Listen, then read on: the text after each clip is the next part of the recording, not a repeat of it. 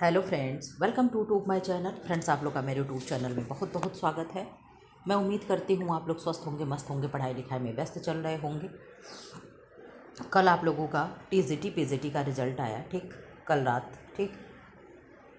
कुछ बच्चों का सिलेक्शन हुआ, कुछ का नहीं हुआ, ठीक है। पीजीटी कह रहे, सॉरी, टीजीटी का रिजल्ट आया। बार बार होता है ना कि टीजीटी पीजीटी, तो मुँह से निकल गया, ठीक। टीजीटी का रिजल्ट आया, ठीक है।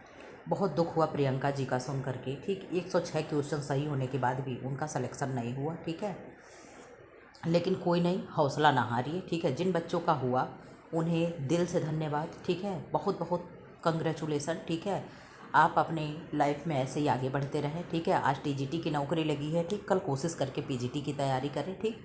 मतलब मानव जीवन का लक्ष्य ही है कि आगे बढ़ते रहना, ठीक। ये नहीं कि एक नौकरी पा गए चलो हो गया, ठीक। जो ओवर एज हो गए हैं, जिनकी एज ही ख़त्म हो गई, उनके पास तो खैर कोई ऑप्शन नहीं है। लेकिन अगर आपके पास ऑप्शन है तो आप आगे बढ़ते रहो, ठीक है। इसी का नाम ज़िंदगी है, ठीक। और बाकी जिन बच्चों का नहीं हुआ उन दुख तो है, अपार दुख है, ठीक है। हमने इतने दिन से पढ़ा, 5 साल से हम इंतज़ार कर रहे थे, ठीक है। और मौका मिला, मिनट भर में क्या हुआ, आँख झपकते ही कि जीरो हो गया। फिर जहाँ खड़े थे वहीं आ गए, ठीक है। इसीलिए मैं कह रही थी आप लोगों से, पढ़ाई बिल्कुल नहीं ब्रेक करना है, ठीक। पढ़ते रहो। अभी देखो आपके सामने 25,000 वैकेंसी आने वाली है टीजीटी पीजीटी की, ठीक है। उसमें अच्छी खासी सीट होगी। इसमें सीट भी बहुत कम था, आप लोग जानते हो। गर्ल्स और बॉयज़ दोनों के सीट बहुत कम थे, हर सब्जेक्ट में सीट कम थे, स्पेशली हम लोगों के सब्जेक्ट में बहुत ही कम थे। उसमें भी 1.5 गुना बच्चों को बुलाया गया है, ठीक है। 100 सीट थी तो 100 बच्चे क्वालिफाई होने चाहिए थे, लेकिन 150 बच्चों को बुलाया गया है। तो अभी उसमें से 50 को छांटना भी है, ठीक है। कि किस हिसाब से वेटिंग लिस्ट निकालेंगे, क्या करेंगे, वो तो प्रक्रिया अभी चलता ही रहेगा, आप देखते रहेंगे, ठीक है। यूट्यूब पे हर टीचर, हर चैनल वाले ये सब अपडेट देते रहते हैं। मैं इन सब अपडेट में बहुत ज़्यादा नहीं पढ़ती हूँ, जो मुझे लगता है तो मैं कुछ अगर मेरे पास होता है, मैं जहाँ अपने टीचर वाले ग्रुप में जुड़ी हूँ, वहाँ पे जो भी कटिंग वगैरह पेपर की आती है तो मैं आप लोगों को प्रोवाइड करती रहती हूँ, जानकारी देती रहती हूँ, ठीक है। बाकी जानकारी आप लोगों को इधर उधर से मिल जाता है। तो मेरे कहने का मतलब ये है, ठीक, कि जिनका हुआ नहीं हुआ बिल्कुल भी हताश ना हो, ठीक है। और जो 25,000 वैकेंसी आ रही है, आप जानते हो दिसंबर जनवरी होते होते उसका एग्ज़ाम हो जाना है, ठीक है। मार्च होते होते आप लोग ज्वाइन कर लोगे, ठीक। ये चीज़ें आपके दिमाग में होनी चाहिए। आप कहोगे मैम इतना आप कॉन्फिडेंस से क्यों बोल रही हैं, क्योंकि आप जान रहे हो मार्च जो जब होगा तो 2027 हो जाएगा। क्या हो जाएगा, 2027 हो जाएगा। और 2027 में इलेक्शन है, ठीक है। तो हम मार्च तो बहुत कह रहे हैं, मार्च में इलेक्शन होगा तो इलेक्शन के कुछ दिन पहले आचार संहिता लागू हो जाता है, तो उसमें कोई भी काम नहीं होते हैं, ठीक है। उस समय सारे काम पेंडिंग पड़े होते हैं। तो मार्च से पहले पहले आप जानते हो कि फरवरी तक क्या है, आप लोगों का सब कुछ फाइनल हो जाना है, ये आप मान करके चलो, ठीक है। तो कहीं भी किसी से भी किसी का कोर्स लेकर के, किसी का किताब लेकर के, पीडीएफ लेकर के, फ्री यूट्यूब चैनल पढ़ के, अपने सेल्फ स्टडी करके आप तैयारी करो। बस एक उद्देश्य, आज कौन सा मंथ चल रहा है, आप कहोगे मैम जुलाई चल रहा है, ठीक है। जुलाई चल रहा है, उसके बाद आपके पास कितना बचता है, अगस्त, सितंबर, अक्टूबर, नवंबर, ठीक है, दिसंबर। आपके पास कितने मंथ बचे, आप कहोगे मैम 5 मंथ बचे हैं, ठीक है। तो 5 महीने में आप 3 बचे 15 कर लोगे, इस तरीके से करके 150 दिन आपके पास हैं, ठीक है। ये सब चीज़ें करके आप कहोगे मैम इस तरीके से आप अपनी तैयारी करो कि हम जब भी एग्ज़ाम हो 5 महीने, 6 महीने, 4 महीने में, ठीक है, तो हमारा क्या हो, हमारा सिलेक्शन हो ही हो, ठीक है। ये सब चीज़ें आपको याद रखना है और जम करके पढ़ाई करो, तैयारी करो, ठीक है। जिनका नहीं हुआ बहुत ज़्यादा दुख लेकर के ना बैठो, अभी आगे जीवन पड़ा है, ठीक है। धीरे धीरे भूल जाएगा, अपने पढ़ाई लिखाई में लग जाओ। तो इतनी बातें हो गई, मुझे ये बताना था, ठीक है। और आप एक चीज़ और सुन लो, आज के जब से लाइब्रेरी में लखनऊ वाले लाइब्रेरी में आग लग गई, कांड हो गया, वहाँ पे जान रहे हो, आगरा के कोचिंग सेंटर में आग लग गया, तो ऑफलाइन कोचिंग सेंटर में तो बिल्कुल भी ना पढ़ना, ठीक है। आपके पास केवल एक और एक ऑप्शन है ऑनलाइन कोचिंग के सहारे का, ठीक है। तो ऑनलाइन कोचिंग लेकर के कहीं भी अपना आराम से बैठ करके तैयारी करते रहो। ऑफलाइन कोचिंग का कोई भी भरोसा नहीं है, कब बंद हो जाए कब ना बंद हो जाए, ठीक है। आप लोगों को अन्य चैनल से भी, जो न्यूज़ वाले चैनल हैं उससे जानकारी मिल रही होगी कि ऑफलाइन वाले कोचिंग को क्या है, बंद किया जा रहा है, सेल किया जा रहा है, ठीक है। जहाँ पे मतलब जो होना चाहिए मानक, अगर उसके अनुसार नहीं तो सबको बंद किया जा रहा है, ठीक है। तो बिल्कुल भी किसी चक्कर में पढ़ने की ज़रूरत नहीं है, आप घर पे रह के पढ़ो।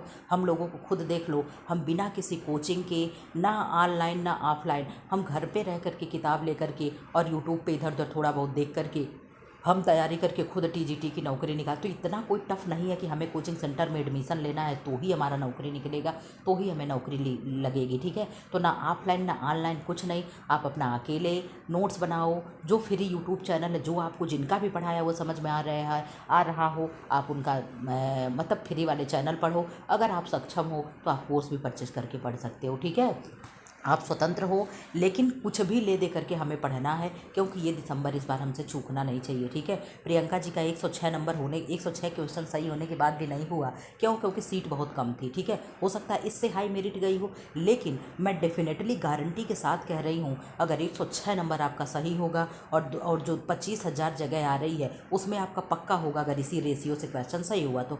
आप कहो कि मैम ऐसे कैसे बोल रही हैं, क्यों? क्योंकि वहाँ पर जानते हो क्या है, वहाँ पे सीट बहुत ज़्यादा होगी। ठीक है, वहाँ पे सीट ज़्यादा होगी, और हम ये नहीं कहेंगे कि नंबर आप कैंडिडेट कम होंगे, वहाँ भी कैंडिडेट होंगे, बट इतनी मेरिट हाई नहीं जानी चाहिए जितनी इस बार गई है। ठीक है, तो ये सारी चीज़ें ध्यान में रख करके सारी चीज़ें भूल जाओ, फिर से तैयारी में लग जाओ। ठीक, ये क्लास क्या है? अच्छा हाँ, और जो बच्चे अगर चाह रहे हो कोर्स परचेज करना तो आप मेरा कोर्स परचेज कर सकते हो, ये आपका नंबर है। ठीक है, और टेलीग्राम से जुड़ जाओ, टेलीग्राम लिंक दिया हुआ है। ठीक है, टीजीटी पीजीटी का अलग अलग बैच चल रहा है, 1 जुलाई से बैच स्टार्ट है, और उसी बैच का आज क्या है, ये क्वेश्चन है। मैंने बैच में सेल और टिशू 2 चीज़ कंप्लीट कराया, और सेल और टिशू से 25 क्वेश्चन यानी 50 क्वेश्चन लेकर के मैं आई हूँ। ठीक है, मैंने ये कहा था कि थ्योरी क्लास में पढ़ाऊँगी बैच में, लेकिन जो प्रैक्टिस सेट मैं कराऊंगी, जो टॉपिक कवर होगा उससे मैं तुरंत लगे लगे क्वेश्चन करा दूंगी। मेरे पढ़ाने का अंदाज़ बहुत अलग है, तरीका बहुत अलग है। ऐसा आप लोग बैच में शायद ही कहीं पा रहे होंगे कि लगे लगे आपको क्वेश्चन भी प्रोवाइड कराया जा रहा है। ये पीडीएफ आप लोगों को नहीं मिलेगा, पब्लिक चैनल पर नहीं मिलेगा, लेकिन क्वेश्चन पब्लिक चैनल पर ही होगी, ये मैंने बच्चों से कह रखा है। ठीक है, और ये पीडीएफ किसको मिलेगी? बैच वाले बच्चों को मिलेगी। ठीक है, तो सारी चीज़ें आप लोगों को समझ में आ रहा है कि क्या क्या चीज़ें कैसे होना है। ठीक है, तो ये उसी क्रम में ये जो टॉपिक मैंने कवर कराया सेल और टिशू का, तो ये 25 क्वेश्चन मैंने यहाँ पे मैं लेकर के आई हूँ आप लोगों को कराने के लिए। बैच वाले बच्चे भी आंसर देंगे, और जो बैच में नहीं एडमिशन कराए हैं वो बच्चे भी आंसर देंगे। ठीक है, तो आप लोग अपना तैयार हो जाओ, रेडी हो जाओ आंसर देने के लिए। और हाँ, जो बच्चे बिना चैनल को सब्सक्राइब किए पढ़ रहे हों तो अब देर ना करो, चैनल को कम से कम सब्सक्राइब कर लो। ठीक है, इस तरीके से अक्सर आपको नहीं ज़्यादा तो मान लो ऐसे पर्पजली नहीं मैं क्लास लगा पाऊँगी, तो जो टॉपिक कंप्लीट होगा उससे जब मैं एमसीक्यू कराऊँगी तो वो तो कम से कम आपको मिलता रहे। ठीक है, संडे के दिन मैं कोशिश करूँगी कि संडे स्पेशल आपको मिलता रहे। तो ये सब चीज़ें चैनल पे कुछ ना कुछ चलता रहेगा, इसलिए चैनल को सब्सक्राइब कर लीजिए, वीडियो को लाइक कर दीजिए और क्लास को शेयर कर दीजिए। ये आपकी रिस्पॉन्सिबिलिटी है, क्योंकि आपके और हमारे सहयोग से ही क्लास चल रहा है। ठीक, बहुत बातें हो गई। अगर आप कोर्स परचेज करना चाह रहे हो तो परचेज कर सकते हैं, कोई दबाव नहीं है, कोई वो प्रेशर नहीं है। आप ना चाहते हो तो सेल्फ बैठ करके पढ़ाई कर सकते हो। ठीक है, आ जाओ अपना आंसर करो। अब बातें नहीं होगी, पूरा टाइम जल्दी जल्दी क्वेश्चन कंप्लीट करना है, आधे घंटे में ही हमें क्लास कंप्लीट कराना है। ठीक, कोशिका सिद्धांत किसने दिया था? रॉबर्ट हुक ने, स्लाइडेन एवं स्वान ने, रुडोल्फ विर्खो ने और एंटोनी वॉन लीवनहॉक ने। किसने दिया? आप आंसर कर दो। जितने बच्चे थ्योरी वाला क्लास देखे होंगे, ये सारे थ्योरी का क्लास, और जितने भी टिशू वाला एक अगर वीडियो छोड़ दो तो सारे क्लास आप लोगों को पब्लिकली प्रोवाइड हुई है। ये जो बच्चे पब्लिक वाले भी देखे होंगे इसका आंसर वो भी दे लेंगे। ठीक है, क्यों? क्योंकि अभी कुछ अलग नहीं हुआ था। ठीक है, तो आपने आंसर कर दिया कि मैम क्वेश्चन नंबर फर्स्ट का आंसर होगा स्लाइडेन एवं स्वान ने क्या किया था? कोशिका सिद्धांत दिया था। ठीक है, कोशिका सिद्धांत किसने दिया था? तो स्लाइडेन एवं स्वान ने दिया था। ठीक, आंसर इसमें लगा हुआ है, लेकिन आप लोग चिंता ना करो, मैं आंसर देखने नहीं दूंगी। ठीक है, प्रत्येक कोशिका पूर्ववर्ती कोशिका से बनती है, ये किसने कहा था? आंसर बता दो। रॉबर्ट हुक ने कहा, रुडोल्फ विर्खो ने कहा, रॉबर्ट ब्राउन ने कहा और मैथियास स्लाइडेन ने कहा। किसने कहा? आंसर कर दीजिए। आप आंसर कर दिए कि मैम क्वेश्चन नंबर सेकंड का आंसर बी हो जाएगा, ऑप्शन नंबर बी, रुडोल्फ विर्खो ने। किसने किया था? रुडोल्फ विर्खो ने। ठीक है, जो बच्चे थ्योरी क्लास ध्यान से पढ़े होंगे उनसे पक्का क्वेश्चन बन रहा होगा। ठीक है, power house of the cell, कोशिका का ऊर्जा गृह किसे कहते हैं? गोल्जी तंत्र को, लाइसोसोम को, माइटोकांड्रिया को, राइबोसोम को। आंसर कर दो क्या होगा? आपने आंसर कर दिया कि मैम आंसर हो जाएगा माइटोकांड्रिया, आपका करेक्ट आंसर हो जाएगा। ठीक है, क्वेश्चन नंबर 3 का option number C is right answer. ठीक, अब इधर आ जाओ, क्वेश्चन नंबर 4 का आंसर कर दो क्या है? Ribosomes are mainly composed of यानी राइबोसोम्स मुख्यतः किसके बने होते हैं। पूछ रहा है कि राइबोसोम किससे बने होते हैं। डीएनए प्लस प्रोटीन है, आरएनए प्लस प्रोटीन है, लिपिड प्लस प्रोटीन है और डीएनए प्लस आरएनए है। 4 का आंसर कर दे। क्वेश्चन नंबर 4 आपने आंसर कर दिया कि मैम आरएनए और प्रोटीन के बने होते हैं कौन, राइबोसोम्स बने होते हैं। ठीक है, जो थ्योरी क्लास में छूट गया है वो क्वेश्चन के थ्रू आप लोगों का कंप्लीट होगा। ये चीज़ें मैंने पहले भी आपसे कहा है। ठीक है, तो इन क्वेश्चन को बिल्कुल भी हल्के में ना लेना। सारे बैच वाले बच्चे इसको पीडीएफ बना करके, और जब भी आपको सेल रिवीजन करना है इस पीडीएफ को निकाला पढ़ लिया। ठीक है, जैसे अपना जहाँ नोट्स बनाओगे वहाँ पे आप इसको भी, कई प्रश्न को भी एक प्रश्न की अलग कॉपी बनाना। ठीक है, और अलग अलग प्रश्न इस तरीके से आप लिखते चले जाना। इससे क्या होगा, प्रश्न का भी एक आपके पास बढ़िया तगड़ा वाला नोट्स तैयार होगा। ठीक है, पीडीएफ ऐसे मोबाइल में हज़ारों पीडीएफ आपके होंगे, कितना आप पीडीएफ पढ़ते हो ये हम भी जानते हैं। ठीक है, तो पीडीएफ के भरोसे ना रहना, जरा सा हाथों को भी तकलीफ दे लेना। ठीक है, आंसर करो क्वेश्चन नंबर 5 का। प्रोटीन संश्लेषण का स्थान है, राइबोसोम है, केंद्रक है, गोल्जी तंत्र है एंड राजधानी है। राजधानी यानी क्या है, बोक्यूल है। आंसर कर दे, क्या होगा, बैक्यूल है। आंसर करें क्या होगा क्वेश्चन नंबर 5 का। आपने कहा मैम राइबोसोम हो जाएगा, क्या होगा, राइबोसोम हो जाएगा। ठीक है, तो प्रोटीन संश्लेषण का स्थान क्या होता है, तो राइबोसोम होता है। ठीक है, आंसर कर दो क्वेश्चन नंबर 6 का। आत्मघाती थैली किसे कहते हैं। कल के क्लास में मैंने आप लोगों से HW भी मांगा था इस पे। ठीक है, आप लोगों ने आंसर किया था, very good, very nice answer. ठीक है, प्रियंका जी, रितु जी, सबका आंसर आया था, शमा जी का। ठीक है, सब लोगों ने आंसर किया था। इसका आंसर करिए फिलहाल 6 का। गोल्जी तंत्र है, राइबोसोम है, पैराक्सीसोम है और रसधानी है। आंसर कर दो, क्या होगा क्वेश्चन नंबर 6 का। तो आपने कहा मैम लाइसोसोम को हम क्या कहते हैं, आत्महत्या की थैली कहते हैं या आत्मघाती थैली कहते हैं। ठीक है, क्वेश्चन नंबर 7 का आंसर कर दो। ATP is mainly produced in, ATP का निर्माण मुख्यतः होता है राइबोसोम, गोल्जी तंत्र, माइटोकॉन्ड्रिया, केंद्रक। आंसर कर दे, क्या होगा। आपने कहा मैम क्वेश्चन नंबर 7 का option number C is correct answer हो जाएगा, यानी ATP का निर्माण माइटोकॉन्ड्रिया में होता है। ठीक है, क्वेश्चन नंबर 8 का आंसर कर दो। कोशिका का नियंत्रण केंद्र है, कोशिका का कंट्रोल सेंटर क्या है, तो कोशिका द्रव्य है, केंद्रक है, राइबोसोम है, लाइसोसोम है। आंसर कर दे क्वेश्चन नंबर 8 का, क्या होगा। तो क्वेश्चन नंबर 8 का option number B is correct हो जाएगा। क्या होगा, आप कहोगे कि मैम B आपका हो जाएगा आंसर सही, क्या हो जाएगा, केंद्रक हो जाएगा। क्या होगा, केंद्रक हो जाएगा। ठीक है, कोशिका का नियंत्रण केंद्र क्या है, तो केंद्रक है। आप आंसर कर दो क्वेश्चन नंबर 9 का, क्या है। प्लाज्मा झिल्ली मुख्यतः बनी होती है, किसकी बनी होती है प्लाज्मा झिल्ली, यानी प्लाज्मा मेम्ब्रेन जो है किसकी बनी होती है। सेलुलोज है, लिपिड प्लस प्रोटीन है, काइटिन है, ग्लाइकोजन है। फटाफट आंसर कर दो, क्या होगा क्वेश्चन नंबर 9 का। आपने कहा ma'am B lipid plus protein हो जाएगा। क्या होगा, लिपिड प्लस प्रोटीन हो जाएगा। ठीक है, क्वेश्चन नंबर 10 का आंसर कर दो। क्वेश्चन नंबर 10 क्या है, चयनात्मक पारगम्य झिल्ली, सेलेक्टिविटी। ठीक है, परमिएबल मेम्ब्रेन इज, चयनात्मक पारगम्य झिल्ली क्या है, आप आंसर कर दें। आंसर कर दे, कोशिका भित्ति है, प्लाज्मा झिल्ली है, केंद्रकीय झिल्ली है और टोनोप्लास्ट है। आंसर कर दे क्वेश्चन नंबर 10 का, क्या होगा। तो आपने आंसर कर दिया कि ma'am B is correct answer हो जाएगा, प्लाज्मा झिल्ली इसकी क्या है, आंसर हो जाएगा किसका, क्वेश्चन नंबर 10 का। ठीक है, आंसर कर दो इसका क्वेश्चन नंबर 11 का। मानव शरीर की सबसे बड़ी कोशिका है, तंत्रिका कोशिका है, डिम्ब यानी अंडाणु यानी ओवम है, रेड ब्लड सेल्स यानी RBC है और स्केलेटन मसल्स सेल यानी कंकाली मांसपेशी कोशिका है। आंसर कर दे क्वेश्चन नंबर 11 का, क्या होगा। आपने कहा मैम डिम्ब, ओवम या अंडाणु इसका करेक्ट आंसर हो जाएगा। ठीक है, क्वेश्चन नंबर 12 का आंसर कर दो। क्वेश्चन नंबर 12, क्वेश्चन नंबर 12 का क्या आंसर होगा। मानव शरीर की सबसे लंबी कोशिका है, क्या है, मसल सेल यानी मांसपेशी कोशिका, न्यूरॉन यानी तंत्रिका कोशिका, ओवम यानी अंडाणु और क्या है, वाइट ब्लड सेल्स यानी WBC। आंसर कर दे, क्या होगा क्वेश्चन नंबर 12 का। तो आपने कहा मैम मानव शरीर की सबसे लंबी पूछ रहा है, तो सबसे लंबी न्यूरॉन तंत्रिका कोशिका हो जाएगा। पीछे प्रश्न क्या था, पीछे आपने देखा कि सबसे बड़ी था, तो सबसे बड़ी आएगा तो अंडाणु होगा और सबसे लंबी आएगा तो क्या होगा, आपने कहा मैम तंत्रिका तंत्र हो जाएगा। ये अंतर डिफरेंट आपको समझ करके रखना है। ठीक है, cell wall is absent in, यानी कोशिका भित्ति किस में अनुपस्थित होती है, कोशिका भित्ति अनुपस्थित होती है पादप सेल में यानी प्लांट सेल में, एनिमल सेल में यानी जंतु कोशिका में, और क्या है फंगल सेल यानी कवक कोशिका में, बैक्टीरियल सेल यानी जीवाणु कोशिका में।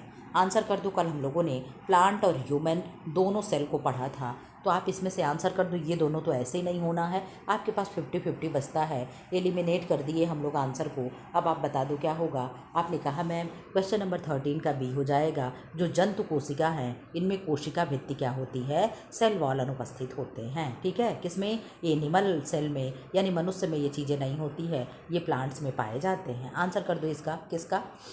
तो आपको आंसर करना है क्वेश्चन नंबर 14 का। क्या है, पादप कोशिका भित्ति मुख्यतः बनी होती है सेलुलोज का, काइटिन का, ग्लाइकोजन का, और क्या है पेप्टिडोग्लाइकैन का। आंसर कर दो क्या होगा क्वेश्चन नंबर 14 का। आपने कहा मैम ऑप्शन नंबर ए हो जाएगा। क्या है, सेलुलोज इज करेक्ट आंसर हो जाएगा। ठीक है, अब इधर आ जाओ। क्या है, क्वेश्चन नंबर 15 का आंसर कर दो।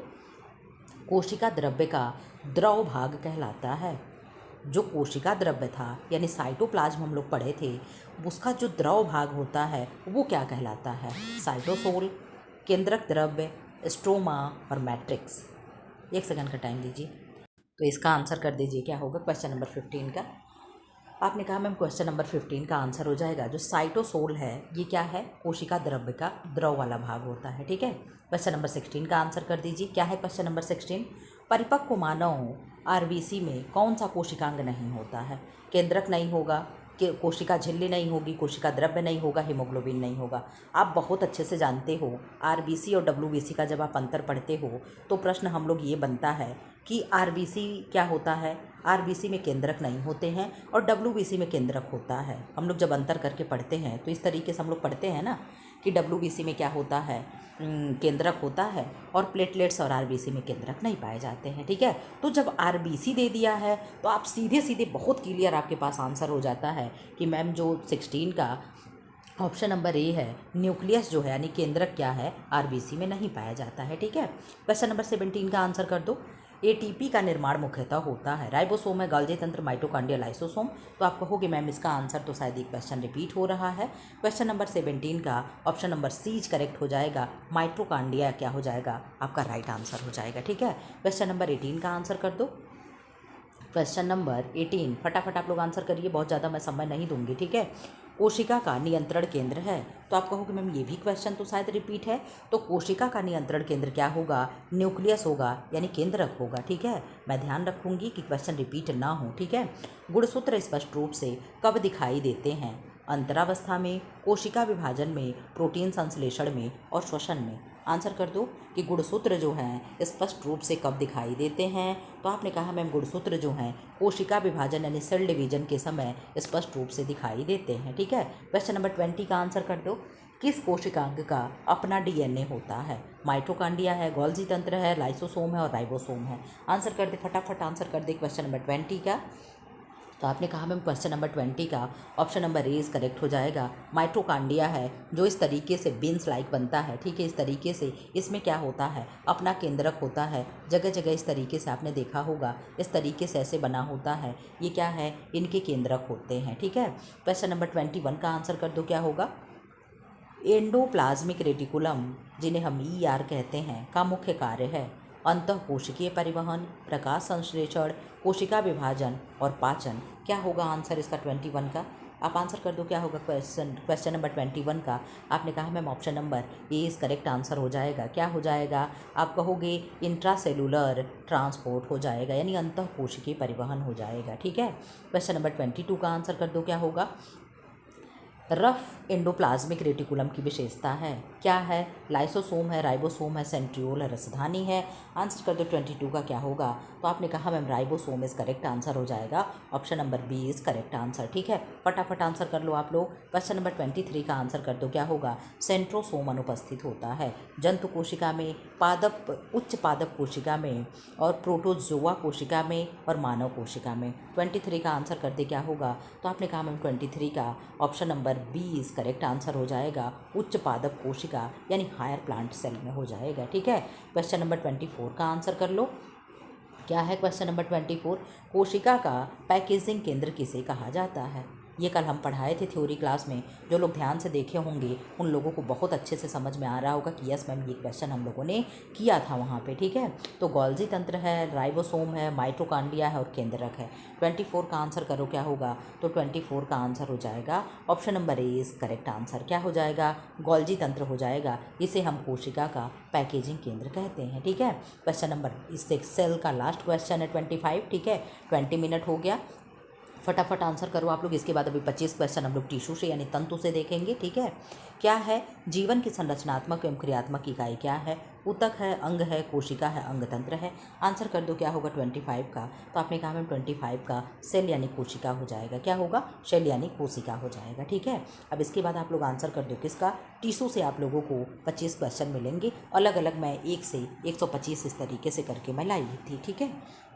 अब आंसर कर दो,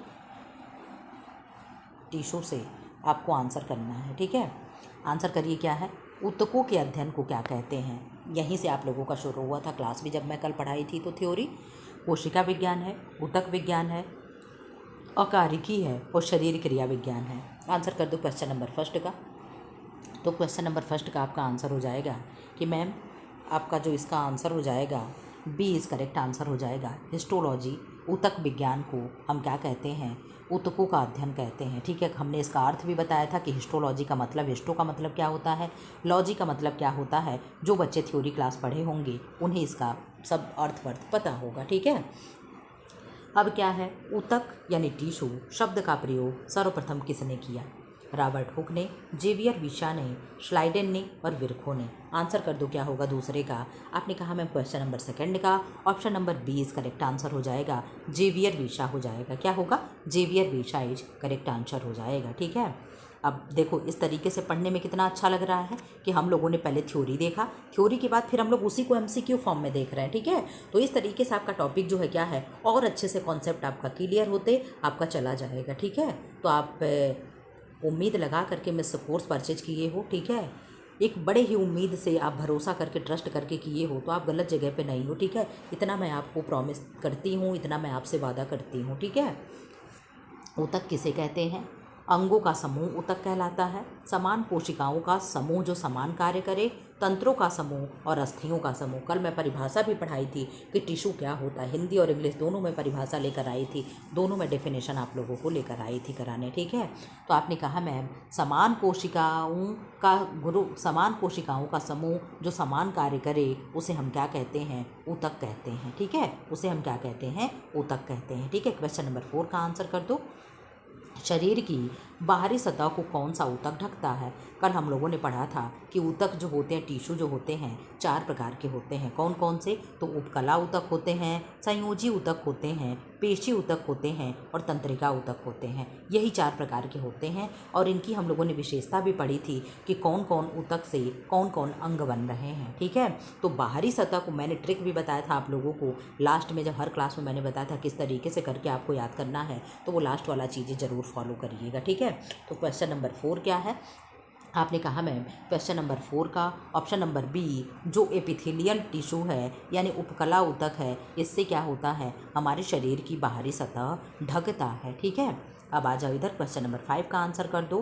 क्या है, रक्त किस प्रकार का ऊतक है, तो एपिथेलियल टिश्यू है, कनेक्टिव टिश्यू है, मसल्स टिश्यू है और नर्वस टिश्यू है। हमने आप लोगों को कल थ्योरी पढ़ाते समय ये भी बोला था कि जब हम लोग ब्लड पढ़ते हैं तो हम लोगों का एक लाइन होता है कि blood is a connecting tissue या blood is a connective tissue. ये आप लोग सुने होंगे, तो आपने कहा यस मैम हम सुने हैं, और यहीं से वो लाइन शुरू होती है। तो रक्त क्या है, ब्लड क्या है, ब्लड एक तरल संयोजी ऊतक होता है। तो ब्लड क्या है, पूरे शरीर में इस तरीके से पाइप हमारे दौड़ी होती है, तो ये पूरे शरीर को जोड़ रहा होता है, ठीक है। ब्रेन से हमारे पैर को, हाथ को, हर चीज़ से जोड़ रहा होता है। अगर ये जुड़ा ना होता तो क्या होता, आप कहोगे मैम अगर ये जुड़ा ना होता तो आपके पैर में कील लगता तो तुरंत माइंड के पास मैसेज ना जाता और माइंड वहाँ से आपको क्लिक ना करता कि आप तुरंत क्या करो, पैर उठा लो, ठीक है। तो ये सब क्या है, ये नर्वस सिस्टम है, तंत्रिका तंत्र है, और उसी तंत्रिका में जो ब्लड है ये भी हमारे शरीर को उसी के साथ जोड़े हुआ है, ठीक है।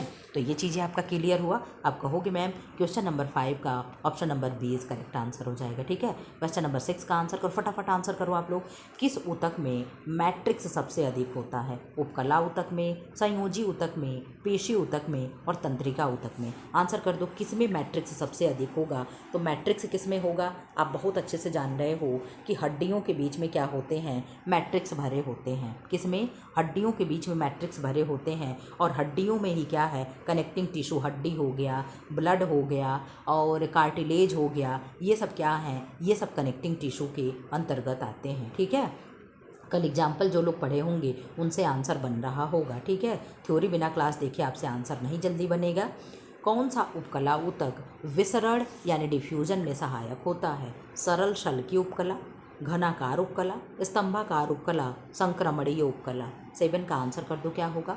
तो आपने कहा मैम क्वेश्चन नंबर 7 का ऑप्शन नंबर ए इस करेक्ट आंसर हो जाएगा। सरल सल की उपकला जो है ये क्या होगा, इसका आंसर हो जाएगा। ठीक है, क्वेश्चन नंबर 8 का आंसर कर दो। वृक्क नलिकाएँ किस उपकला से बनी होती हैं? कल भर भर के आप लोगों को मैं एग्जाम्पल पढ़ाई थी, एक एक टिश्यू से, जो 4 प्रकार के टिश्यू हैं, उपकला ऊतक, संयोजी ऊतक, तंत्रिका ऊतक, ठीक है, इनसे पेशी ऊतक, इन सब का मैं भर भर के एग्जाम्पल पढ़ाई थी। एक एक में कम से कम 8-8, 9-9 मैंने उदाहरण आप लोगों को थ्योरी वाले क्लास में दिया था। जो बच्चा वो उदाहरण रट लेगा उससे प्रश्न एकदम धकाधक बनेंगे, ये चीज़ें आप जानते हो। ठीक है, तो क्वेश्चन नंबर 8 का क्या होगा? आप कहोगे मैम घनाकार उपकला जो हो जाएगा, क्या होगा, इसका आंसर हो जाएगा। ठीक है, मैंने कहा था जो चीज़ें, अब देखो ये प्रश्न वहाँ पे मैंने पढ़ाई थी। ठीक है, लेकिन जो पढ़ा होगा आज जो प्रश्न कर रहा है, ये थ्योरी, मैंने कहा ना कि जो थ्योरी में छूट जाता है तो उसे PYQ और MCQ के द्वारा क्या करते हैं, कंप्लीट करते हैं और कराया जाता है। ठीक है, तो दोनों क्लास जब आप बराबर देखोगे तो ही आपका कॉन्सेप्ट क्लियर होगा, नहीं तो इस तरीके से नहीं होगा। ठीक है, तो क्वेश्चन नंबर 8 का क्या होगा? आपने कहा मैम 8 का ऑप्शन नंबर बी यानी घनाकार उपकला हो जाएगा। ठीक है, क्वेश्चन नंबर 9 का आंसर कर दो। पक्षमाभि उपकला, ठीक है, कहाँ पाई जाती है? आंसर कर दो। सिलिएटेड एपिथीलियम, इसको इंग्लिश वाला शब्द देख लेना, यहाँ पे ज़्यादा कठिन हो गया है।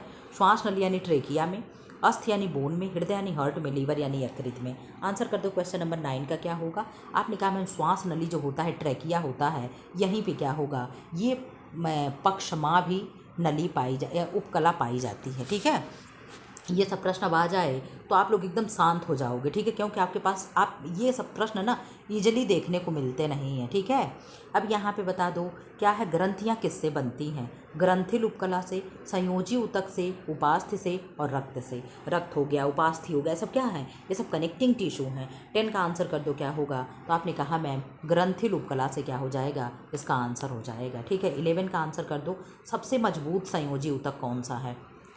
एरियोलर ऊतक है, अस्थि है, रक्त है और वशी ऊतक है। आंसर कर दो 11 का क्या होगा? तो आपने कहा मैम 11 का सबसे मजबूत हमारे शरीर में अस्थि होती है, तो हम इसी का आंसर कर देंगे, यस। ठीक है, क्वेश्चन नंबर 12 का आंसर कर दो। वसा का संचय किस ऊतक में होता है? रक्त में, वशी ऊतक में, अस्थि में, उपास्थि में। बहुत एकदम क्लियर आंसर होगा। आप कहोगे मैम एडिपोज टिश्यू जो होता है यही क्या है, वशी ऊतक होता है, इसी में वसा का स्टोर होता है, संचय होता है। ठीक है, क्वेश्चन नंबर 13 का आंसर कर दो, क्या होगा? द्रव संयोजी ऊतक है, अस्थि है, रक्त है, उपास्थि है, कंडरा है। अब देखो पीछे जो ब्लड पूछा था वहाँ पे द्रव नहीं पूछा था, केवल ऐसे एग्जाम्पल पूछ लिया था, लेकिन यहाँ पे द्रव क्यों लगा दिया मैम? तो द्रव लगाने के पीछे उसका रीजन ये है कि ये सारे जितने भी हैं सब कनेक्टिंग टिश्यू हैं। आप समझ पा रहे हो मैं क्या बता रही हूँ? कनेक्टिंग टिश्यू जो ऊतक है आपका, जो संयोजी ऊतक है, सबके इन ये सब उसके एग्जाम्पल हैं।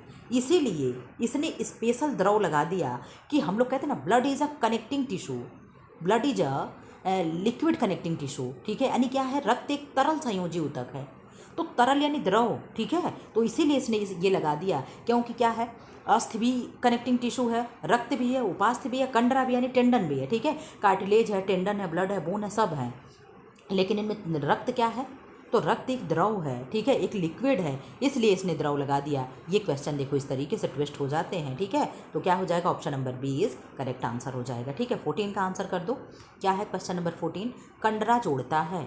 अब टेंडन किसे जोड़ेगा? अस्थि से अस्थि को, मांसपेशी से अस्थि को, मांसपेशी से मांसपेशी को, उपास्थि से अस्थि को। आप आंसर कर दो क्या होगा। आप जानते हो बोन से बोन कौन जोड़ेगा, तो आप कहोगे मैम लिगामेंट जोड़ेगा। हम इस तरीके से आपको पढ़ाते हैं बी बी बराबर एल, ठीक है, बी बी बराबर एल। तो क्या हो गया, बोन टू बोन किससे जोड़ेगा, लिगामेंट से, ठीक है। तो बोन टू बोन किससे जोड़ेगा, लिगामेंट, यानी किससे जोड़ेगा। आप कहोगे मैम लिगामेंट का हिंदी क्या होता है, आप निकाल लेना। और ये क्या हो गया, तो आप कहोगे मैम टेंडन जो है कंडरा किससे जुड़ा होता है, तो बोन टू मसल्स, ठीक है, या मसल्स टू बोन जो जुड़े होते हैं ये क्या होते हैं, टेंडन होते हैं, ठीक है। आप इस तरीके से, आपकी हड्डी है, मैं बहुत ज़्यादा एक्सप्लेन नहीं करना चाह रही हूँ लेकिन कर दे रही हूँ। ये एक हड्डी है, दूसरी हड्डी है, यहाँ पे जुड़ी हुई है, तो किससे जुड़ी हुई है, लिगामेंट से जुड़ी हुई है, ठीक है। लेकिन यही हड्डी आपका इस तरीके से, हड्डी तो नहीं दिख रहा है, इसके ऊपर इस तरीके से मांस चढ़ा होगा, ठीक है, और मांस ऊपर से स्किन चढ़ी होगी। तो ये जो हड्डी से जो मांसपेशी जुड़ रही है इसे ही हम टेंडन कहते हैं, ठीक है। क्या कहते हैं, टेंडन कहते हैं, यानी कंडरा कहते हैं, ठीक है। आई थिंक आपको समझ में आया होगा, ठीक। तो किससे जुड़ा होता है, आप कहोगे मैम मसल टू बोन या बोन टू मसल, ठीक है। अब इधर आ जाओ क्वेश्चन नंबर 15 का, लिगामेंट। देखो अब आ ही गया, मैं एक्सप्लेन झूठा कर दी। लिगामेंट देखो इसको स्नायु कहते हैं, ठीक है। लिगामेंट यानी स्नायु जोड़ता है, किसको जोड़ेगा, मांसपेशी टू अस्थि को, अस्थि से अस्थि को, मांसपेशी से मांसपेशी को, अस्थि से त्वचा को। तो किससे जुड़ेगा, आप कहोगे लिगामेंट कनेक्ट करता है बोन टू बोन। क्या होगा, बोन टू बोन, क्या है, अस्थि से अस्थि को लिगामेंट कनेक्ट करता है, ठीक है। क्वेश्चन नंबर 16 का आंसर कर दीजिए।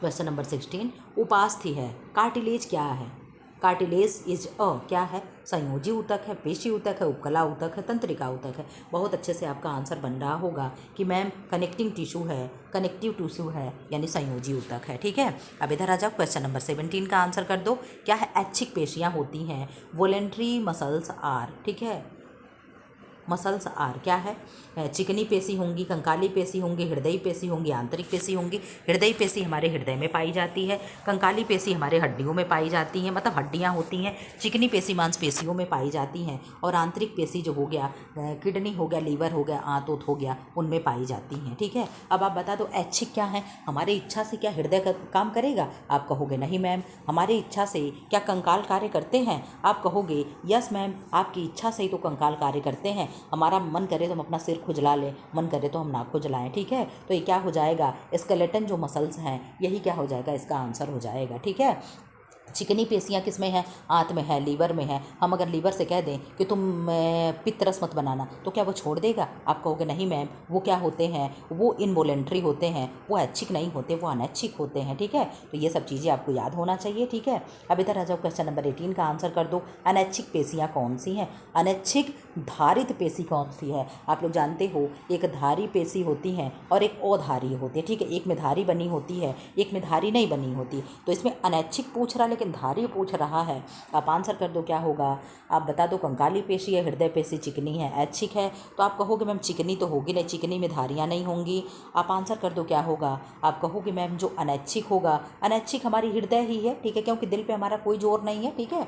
तो हृदय जो है क्या है, और हृदय में भी क्या है, धारी है। देखो अनैच्छिक हमारी चिकनी पेशी भी है, स्मूथ पेशी भी हमारी अनैच्छिक है, लेकिन इसमें धारियाँ नहीं पाई जाती हैं, ये एकदम मुलायम होता है। आप कोई भी मांस वांस काट के देख लो अपने लीवर किडनी उडनी में, कोई भी वहाँ पे धारियाँ नहीं पाई जाएंगी, ठीक है। तो ये सब क्लियर करते चलो, छोटे छोटे टॉपिक्स हैं। क्वेश्चन नंबर 19 जल्दी से आंसर कर लो, 33 मिनट हो गए, आधे घंटे में क्लास ओवर करना था। तंत्रिका ऊतक की कार्यात्मक इकाई है, नेफ्रॉन है, न्यूरॉन है, ऑस्टियोन है और सार्कोमियर है। आंसर कर दो क्या होगा क्वेश्चन नंबर 19 का। आपने कहा मैम क्वेश्चन नंबर 19 का ऑप्शन नंबर बी हो जाएगा, न्यूरॉन इसका आंसर हो जाएगा, ठीक है। क्वेश्चन नंबर 20 का आंसर कर दो। माइलन सीथ का निर्माण होता है, कल मैंने आप लोगों को इस तरीके से छोटू सा मैंने बना करके दिखाया था। जो लोग थ्योरी के क्लास में रहे होंगे, जो बच्चे कोर्स परचेज किए हैं वो देखे होंगे कि तंत्रिका तंत्र को मैं आप लोगों को बना करके दिखाई थी इस तरीके से। यही क्या होता है, यही माइलन सीथ होता है, ठीक है। ये जो छोटे छोटे जो टुकड़े बने हुए हैं ये क्या है, यही माइलन सीथ है, ठीक है। और ये माइलन सीथ क्या करता है, इस तरीके से ये बनता है। ये क्या है, एक्सॉन है, ये सिनेप्स हैं, और ये क्या है, डेंड्राइट है, और ये केंद्रिका है, केंद्रक है, ठीक है। तो ये क्या है, यही माइलन सीथ है। तो माइलन सीथ का निर्माण होता है श्वान कोशिकाओं से, अस्थि कोशिकाओं से, उपास्थि कोशिकाओं से और फाइब्रोब्लास्ट से। आंसर कर दे क्या होगा 20 का। तो 20 का आपने आंसर कर दिया मैम, ऑप्शन नंबर ए इस करेक्ट हो जाएगा, श्वान सेल हो जाएगा, श्वान कोशिकाएं हो जाएंगी, ठीक है। अब इधर आ जाओ, रक्त का मैट्रिक्स है, सीरम है, प्लाज्मा है, लसिका है, कोशिका द्रव्य है। 21 का आंसर कर दो, क्या होगा? आंसर कर दो। आपने कहा मैम जो ब्लड का मैट्रिक्स भाग होता है वो प्लाज्मा होता है। क्या होता है? प्लाज्मा होता है। कोई भी सीरम को आंसर नहीं करेगा, ठीक है, बहुत ही कन्फ्यूजन वाला आंसर है। आंसर कर दो, क्या होगा? अस्थि निर्माण करने वाली कोशिकाएं कहलाती हैं ऑस्टियोब्लास्ट कहलाएंगी, ऑस्टियोक्लास्ट कहलाएंगी, कॉन्ड्रोसाइट कहलाएंगी और फाइब्रोब्लास्ट कहलाएंगी। आंसर कर दो, क्या होगा क्वेश्चन नंबर 22 का? आपने कहा मैम क्वेश्चन नंबर 22 का ऑप्शन नंबर ए करेक्ट हो जाएगा, ऑस्टियोब्लास्ट कहलाएगा। क्या कहलाएगा? ऑस्टियोब्लास्ट कहलाएगा। क्वेश्चन नंबर 23 का आंसर कर दो। उपास्थि बनाने वाली कोशिकाएं हैं, ऑस्टियोसाइट है, कॉन्ड्रोसाइट है, फाइब्रोब्लास्ट है और मायोसाइट है। क्वेश्चन नंबर 23 का आंसर कर दो, फटाफट आंसर कर दो। आपने कहा मैम क्वेश्चन नंबर 23 का ऑप्शन नंबर 20 करेक्ट हो जाएगा, कॉन्ड्रोसाइट है, ठीक है। क्वेश्चन नंबर 24 का आंसर कर दो। किस रक्त में ऊतक वाहिकाएँ नहीं होती हैं? किस ऊतक में रक्त वाहिकाएँ नहीं होती हैं? अस्थि है, उपास्थि है और रक्त है और पेशी है। आप इसका अभी आंसर बहुत आसानी से दे लोगे कि मैम जो उपास्थि होता है, कार्टिलेज होता है, ये इसका करेक्ट आंसर हो जाएगा, ठीक है। अब यहाँ पे आ जाओ, लास्ट आपका क्वेश्चन है, ठीक। लास्ट क्वेश्चन यानी ऊतक से आपका 25वां क्वेश्चन है। तंत्रिका आवेगों का संचरण कौन सा ऊतक करता है? उपकला ऊतक, संयोजी ऊतक, तंत्रिका ऊतक और पेशी ऊतक। तो इसके नाम से ही जैसा कि क्लियर है, तंत्रिका ऊतक यानी नर्वस टिश्यू है, ठीक है।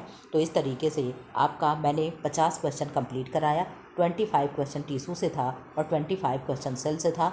जो बच्चे लास्ट में जुड़े हैं वो फिर से क्लास को देख करके कंप्लीट अपना करेंगे, ठीक है। ये PDF आप लोगों को बैच में टेलीग्राम पे प्रोवाइड हो जाएगा, वहाँ से आप देख लेना। इस क्वेश्चन को नोट डाउन करके कहीं रख देना, ठीक है। थ्योरी पढ़ते रहो। इस तरीके से जो टॉपिक क्लियर होगा आप लोगों को मैं MCQ कराती रहूँगी। इससे आपकी तैयारी बहुत अच्छी होगी, ठीक है। बहुत ज़्यादा प्रेशर नहीं पड़ेगा। धीरे धीरे हम लोग क्वेश्चन भी एक टॉपिक से 50-25 क्वेश्चन पढ़ेंगे तो नो डाउट हमारी तैयारी अच्छी होगी, ठीक है। और जो बच्चे देख रहे हैं यूट्यूब पे, ठीक है, चैनल को सब्सक्राइब कर लें, वीडियो को लाइक कर दें, क्लास को शेयर कर दें। कोर्स परचेज करना चाहते हो तो टेलीग्राम से जुड़ जाओ, वहाँ पे कंप्लीट इन्फॉर्मेशन दिया गया है। आप कमेंट बॉक्स में भी लिख सकते हो, वहाँ पे भी बच्चे आपको जानकारी दे देंगे कैसे कोर्स लेना है, क्या प्राइस है, किस तरीके से पढ़ाया जा रहा है। आप बच्चों से अनुभव ले सकते हो, ठीक है। खैर कोई नहीं, थैंक यू फॉर वॉचिंग। अपना पढ़ाई लिखाई करते रहो, पढ़ाई लिखाई ना छोड़ो। दिसंबर में बहुत ही बम्पर जगह आ रही है, अगर उसमें चूक जाओगे तो फिर 5 साल तक वेट करते रह जाओगे, ठीक है। फिर क्या करना, ये मत कहना कि किसी ने बताया नहीं, किसी ने सजेस्ट नहीं किया, ठीक है। तो मर्जी आपकी, लाइफ आपकी, चाहे जैसे खेल लो, ठीक है। खैर कोई नहीं, थैंक यू फॉर वॉचिंग।